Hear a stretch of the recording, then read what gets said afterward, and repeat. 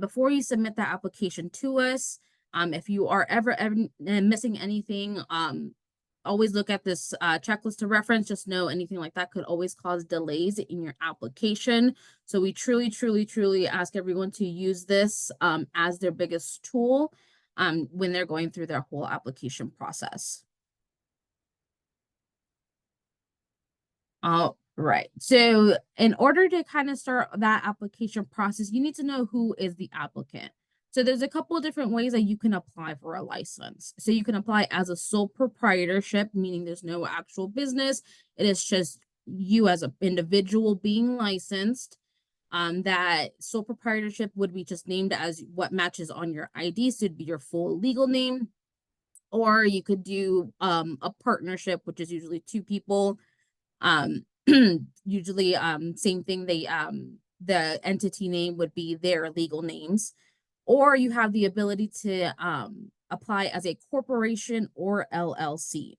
The difference between these two is that a corporation and LLC does have to be registered with the Arizona Corporation Commission. So you would start with your business being created through them. Now, once you kind of have an idea of how you are applying, you always have the opportunity to apply a DBA, or what's known as a doing business as. So think of it as a name that you can use to advertise your business. That is not just your business name. You can contract under that DBA. Any DBA that you choose must be included on your application. It must be listed on your bond. Now, this is not a mandatory thing. However, we do highly suggest registering your DBA with the Arizona Secretary of State. That just ensures that that DBA is yours. So if anyone were to able to find it, they know it's connected to your business.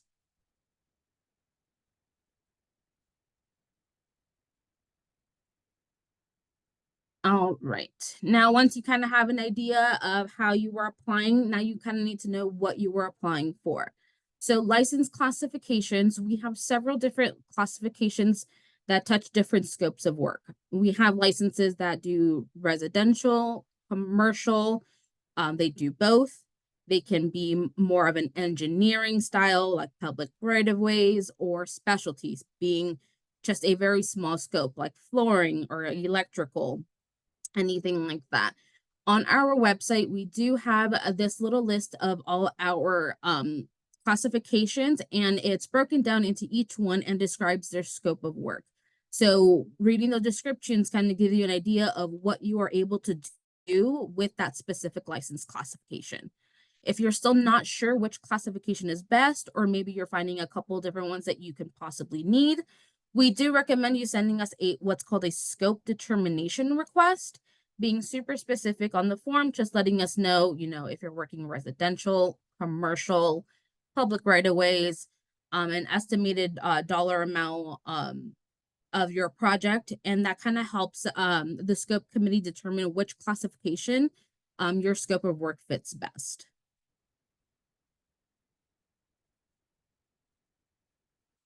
All right.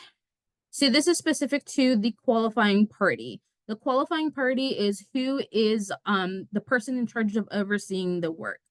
So the qualifying party is required to release their full name, so as it's listed on their ID, date of birth, social security, a valid Arizona driver's license, or a government issued ID. So it can be another state license, a valid passport, something in that nature that that we can use to identify that person. Contact information such as address, email, and phone number. They are required to do a background check. The qualifying party is going to be the person who is responsible for taking the exams. So they would take 2 exams, the statutes and rules exam and the trades exam. Along with those exams and the items listed, they also have to meet minimum years of experience in order to be listed as that qualifying party. So during the application process, when they're filling out their portion, they do have to list the dates of their experience. They will state whether it was hands-on, supervisory, education, how they gained their experience. and contact information for a reference. We do ask that information be pretty recent so we can have a person to contact when we do our reference checks.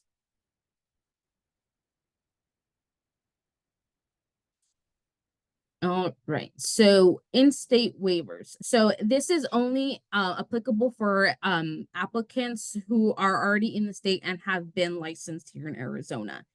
So if you have been licensed here in Arizona, you can waive the statutes and rules exam if that same qualifying party has been named on a license within the last 5 years. It must have been active within the last 5 years. And again, this is only for the statutes and rules exam. So if it's going to be a different qualifying party, then yes, that the other person would need to take that that statutes and rules exam. It only qualifies for that same individual, and that license must have been active within the last 5 years. Now, when it comes to the trades exam, the qualifying party must have been named on an active Arizona license of the same classification. It has to be the same classification within the last 5 years. So if you were named as a qualifying party on a license for a plumbing license 2 years ago, you can waive for a plumbing license now. Now you cannot waive for an electrical, you cannot waive for general. It has to be that same classification. One thing we want to highlight is that when you are submitting your application through our online portal, the exams will actually show up for you, and it will give you the opportunity to waive if you meet those specific requirements. So this is why we trying to entice people to go through our portal. They do that that checking for you, so it would register that you have been on a license previously and give you the opportunity to waive that exam and continue on with your application process.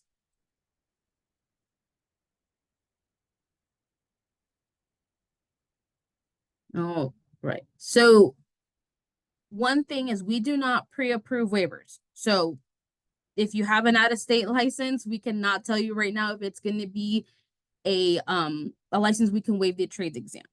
There's multiple things that we have to check in order to do so. So if you are licensed in another state, there is that possibility of waiving that trades exam. However, there are a few items that need to that we do check in order to meet that criteria of possibly waiving that exam. The qualifying party again must have been named in that license on that license within the last 5 years. The scope of work allowed on that license must be comparable to what they are applying to here. The qualifying party is listed in the same capacity, meaning that they are the person who had the experience when they applied. They are overseeing the work that is being done in that sort of aspect. There are no unresolved complaints. It's verifiable through the out-of-state licensing board or agency. A lot of states, they do have kind of how we do it. They have an online tool where we can search licenses, their statuses, their scope of work, and the personnel listed. One easy one for us is California.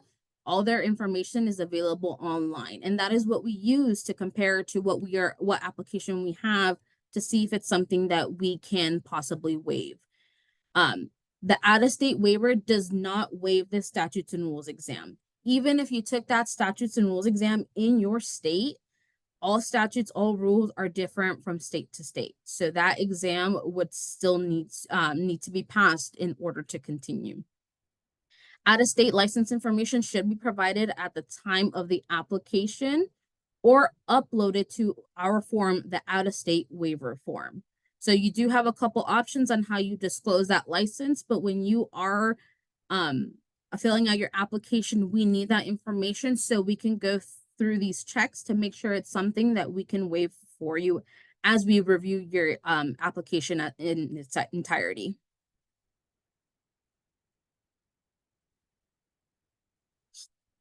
All right. So again, this is one of our common errors here is our exams. So we have 2 types of exams. It's the statutes and rules exam and the trades exam. So we do have links on our website and also on the digital version of the applying for a license checklist. It takes you to our two different vendors that we use for the exam.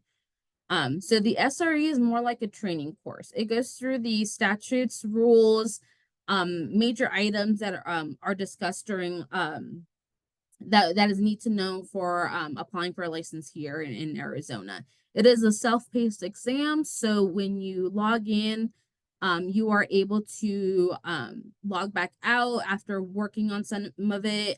It's not timed. When you pay for it, you do have some time to go back and forth and finish it if needed. The cost of it is $54. The one thing about this exam, all the materials and are included. So you kind of watch a video, answer a few questions at the end, and then you take one exam at the end of the entire course, going through all the topics that were discussed. There is the downloadable version through our online website. You must use our link on our website in order to register. So once you use our link, it takes you directly to registering, creating your account, and paying for the fee to get into that exam. Now, the trade exam is a little bit more specific. This is why choosing your license classification is important. This exam goes specific to what you're applying for. So if you're applying for a plumbing license, you're going to take the plumbing exam. Electrical license, electrical exam. With this one, you do have the option of doing it online or in person. If you do it online, just know you do need to have a camera set up. It is what's called a proctored exam. So someone is there observing when you are taking the exam. The cost of it is $66. And there's a $40 fee for the solar exam. There are study material that is available to purchase with our vendor PSI. One thing to note when it comes to our exams, they are valid for 2 years. So once you pass your exam, you have 2 years from those past dates to apply for your license. If it goes beyond the 2 years, you will have to retest.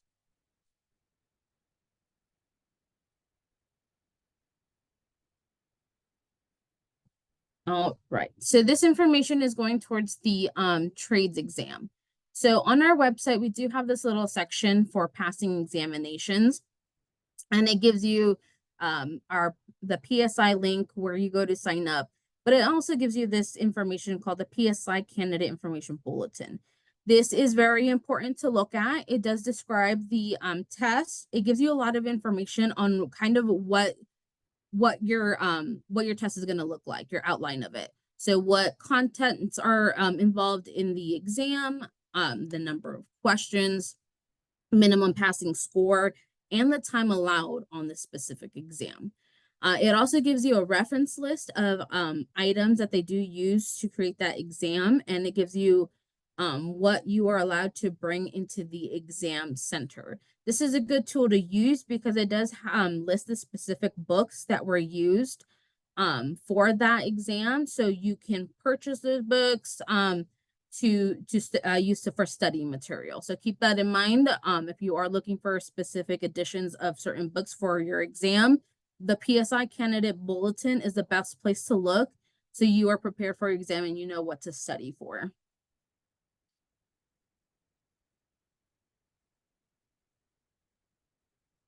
All right. Who will need to be included in your application? So again, this is a huge error that we see on our applications. So if you are applying as an LLC, owners of 25% or more, members, managers must be listed on your application. Now, if it's a corporation, owners of 25% or more, officers and directors.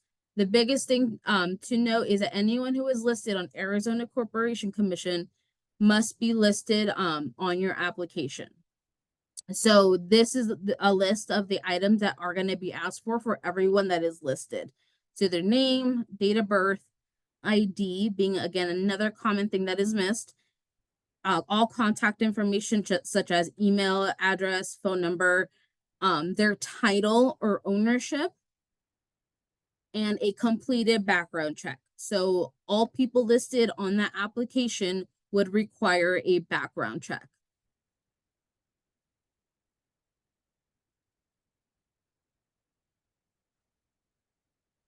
All right. So background checks. So again, all people who are listed on the application must submit a background check. We only use one vendor, AccuSource HR. The background checks are valid for 90 days. So again, keep that in mind. 90 days is when your background check would be set to expire. In order to continue the application process, including especially when you're doing it through the online portal, when you're filling out your information, it does ask for a background check receipt number. The only way you are able to get it is as soon as that background check is submitted, is when that information generates. So you would not be able to move forward with that application until that background check is completed. So keep that in mind. We need that background check completed in order for you to continue. If you have any questions regarding your background check, if there's any delays or anything of that sort, we do have AccuSource's information listed below for you to contact them in case you have any questions on that. Also, the link specific to the background checks and where you would get started on that.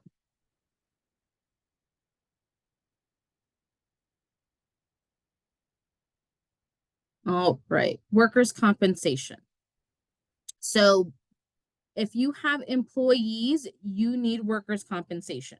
Per statute, there's only 2 exemptions on that criteria. If you are a single member owning 100% and you are also listed as that qualifying party, or it's a 2-member owning 50-50 and one of those 2 is the qualifying party, would be the way to be exempt. Those are the only 2 options. It can't be one person owning 100% and a different person being listed as the qualifying party, or a 49-51 ownership. That does not allow you to be exempt from workers' comp. Anything specific related to workers' comp would be going through the Industrial Commission of Arizona.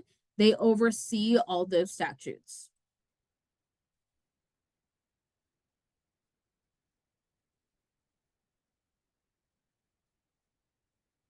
All right. So tiered entity charts. So these are not necessarily something that's required to be submitted for all applicants.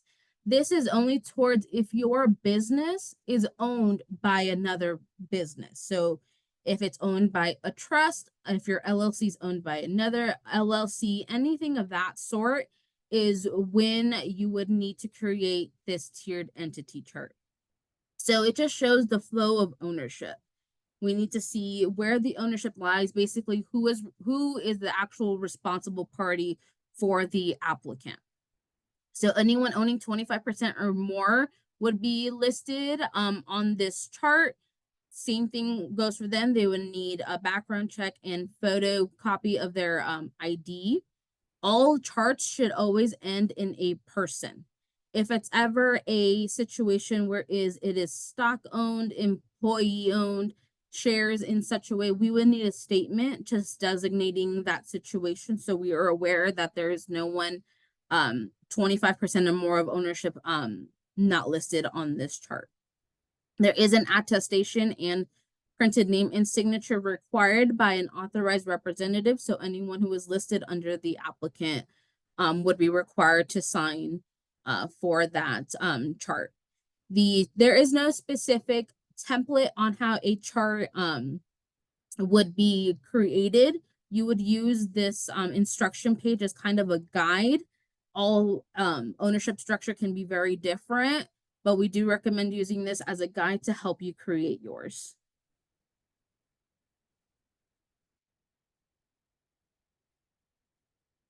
All right, bonds. So this is going to be a big topic when it comes to errors that we find on our application.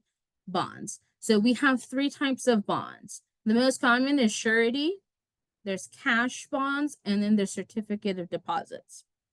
So sureties, or think of kind of like car insurance. You would go through different insurance companies, get a quote, kind of have an idea of how much you're paying them for that coverage. Cash bond is just kind of how it is. It's cash. You would the minimum requirements that you would need for coverage wise, you would just pay outright.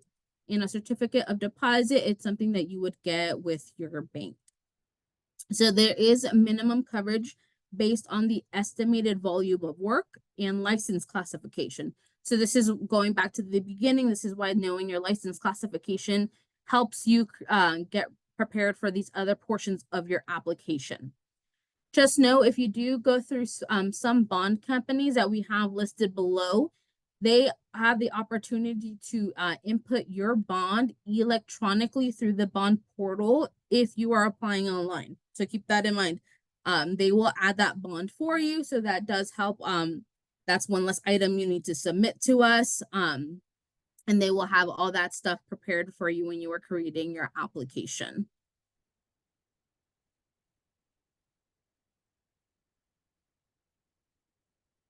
All right, what should your bond look like? So this is kind of an example of what we do look, our bond forms should look like. Biggest take is if you need to take a picture of this, we do have the examples of it that you can print out. This is your best tool to show your bond company what your bond should look like. You should have your entity name and it should match what is listed on your application, including that DBA. That's the biggest thing is that DBA needs to be listed. If you're applying as a sole proprietorship, your full legal name as it's listed on your government issued ID should be what is on that bond. The classification should be listed out. A big one is when it comes to dual classifications, the sums must be separated. So like in this example, you have a commercial residential carpentry license. We have the sums listed and itemized for a residential and commercial coverage. The effective date must be within the last 6 months. It does require a notary and an official seal of the surety company. Again, this is going to be your best tool to ensure that bond has no errors in it is by showing them this example and stating this is how my bond should look like.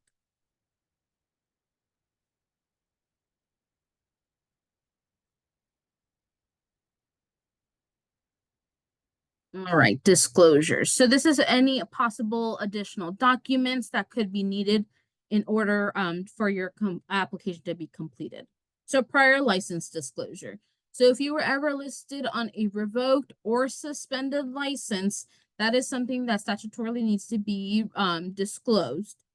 Unlicensed activity, same thing. If you were cited or convicted of any unlicensed contracting, that must be disclosed on your application. Felonies. So we do review felonies. No, if you have a misdemeanor, that's not something we review. We would only want to see the specific felonies or any pending charges that could possibly be a felony, and that would go to our legal department for review. Any additional documents can possibly be added on. If you are planning on doing any solar work, you do require a solar warranty. If you were named on a license and you were attempting to cancel it while you were in the process of applying for a new one, you were able to submit that as well. Just know when you cancel a license, that's not something that we can reverse. When it's canceled, it's completely canceled. Now, you can also do what's called a license inactivation. That one does have a $50 fee. It enables you to put your license on what's called a inactive status or a hold status for up to 5 years. Also, there is what is called a notice of disassociation. So that's for your qualifying party if they are being removed from one license in order to be added to this new application. That is something that they would want to submit if that is the case for them.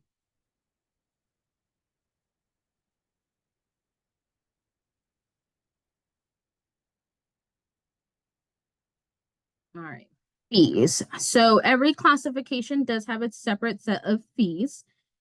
So anything related to the to residential does require what's called a fee for the recovery fund. Um, if it's only commercial, you do not pay for that fee. This application fee that's listed below is just a one-time fee when you are initially applying for your license. So it is very specific to license classifications. Um, so this is when going back to knowing what classification you're applying for is important so you know what fees that you are looking at.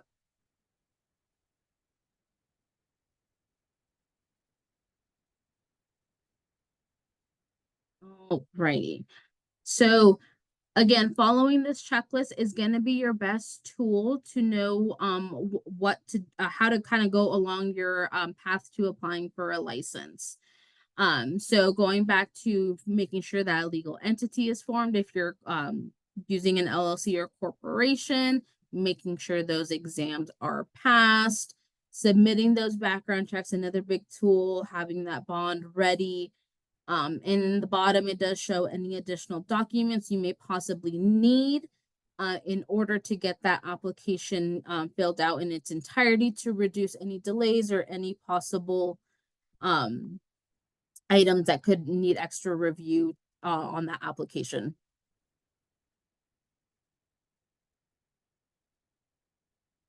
All right, so submitting your application. We do have a couple different ways to submit that application. Our biggest one we're always going to say is using our online portal. It is convenient, it's fast. As soon as you get that license issued to you, you can also do any type of maintenance when it comes to your license. So you're able to change your address when it's time to renew. You would go through the online portal and just pay your fee. If you ever need to make any updates, that would be all inclusive in that portal. It also gives you the opportunity that if you need to go back and upload your documents, you're able to upload photocopies of like your ID, your exam scores, and items like that. If the online portal is something that just does not work for you, you are also able to apply in person or by mail to our Phoenix office. Just know that when you do it by mail, you will have to mail in a check or a cashier's check for that payment.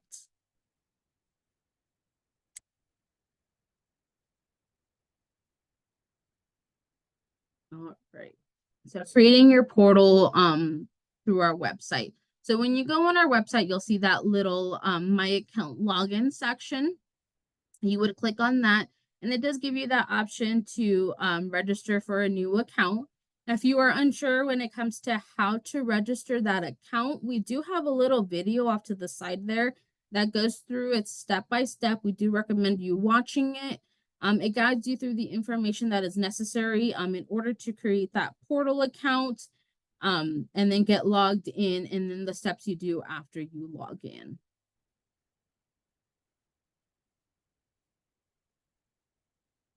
All right. And then as soon as you get into that portal, this is kind of what your dashboard is going to look like. You'll see that ROC online customer portal at the top. Then you'll see these options below. So the first option you would always choose is add an entity to your account. That enables you to link that company, the LLC corporation, or sole proprietorship, however it may be that you were applying to that portal account so then you can get that process started. Now, if you are applying as an LLC or corporation, it is going to ask for that file number that you will have that is provided to you through Corporation Commission. You can also look at it through their website. And when you input that information, it will check your status for you, and you'll get that little active in good standing statement, and then it'll continue on linking your accounts. So from there, everything would be connected. So all the items that you do would be linked to that entity. You are able to connect to multiple entities if you have multiple businesses that are being licensed.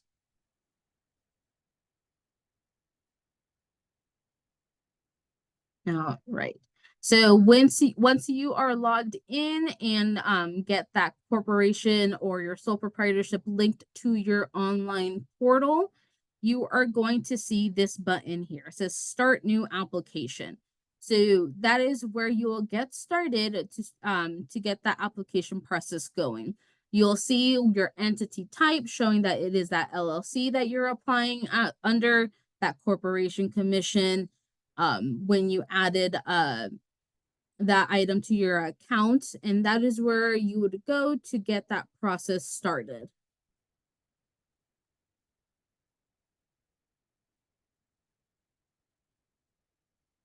All right, biggest items, do not forget checking corporation commission, making sure all your people that are listed on corporation commission are listed on your application. Also, that they all get background checks completed within 90 days. Everyone that is listed must have their valid or ID included with their application. That qualifying party makes sure that they got their testing completed and that you have a bond ready to submit with your application.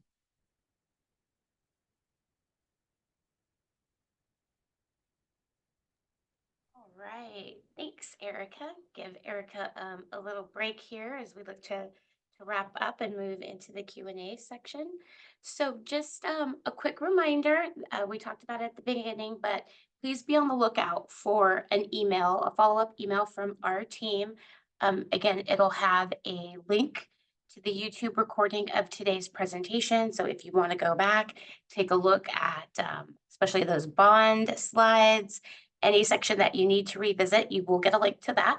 That applying for a checklist, we cannot emphasize using that enough. If you follow those steps, you will be able to collect and gather all of your information, and you won't miss a step. And then we do ask that as you log into the portal and you get ready to submit that application, that you mark that you attended today's seminar. We hold these monthly.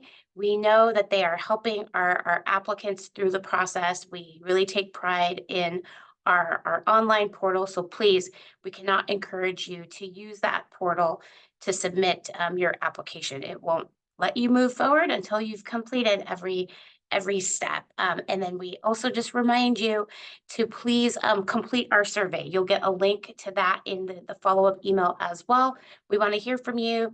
Did you find this useful? Is there something that you wanted us to cover more in-depthly? We value your feedback. And then last but not least, DocuSign your application. All persons named on the application will have to sign it. Fortunately, DocuSign makes that very easy in that you can route it to all persons named and they can all sign it electronically. So again, thanks for being here with us today. We're going to wrap up the formal part of our presentation, but open it up for Q&A. Again, be on the lookout for that follow-up email from our team.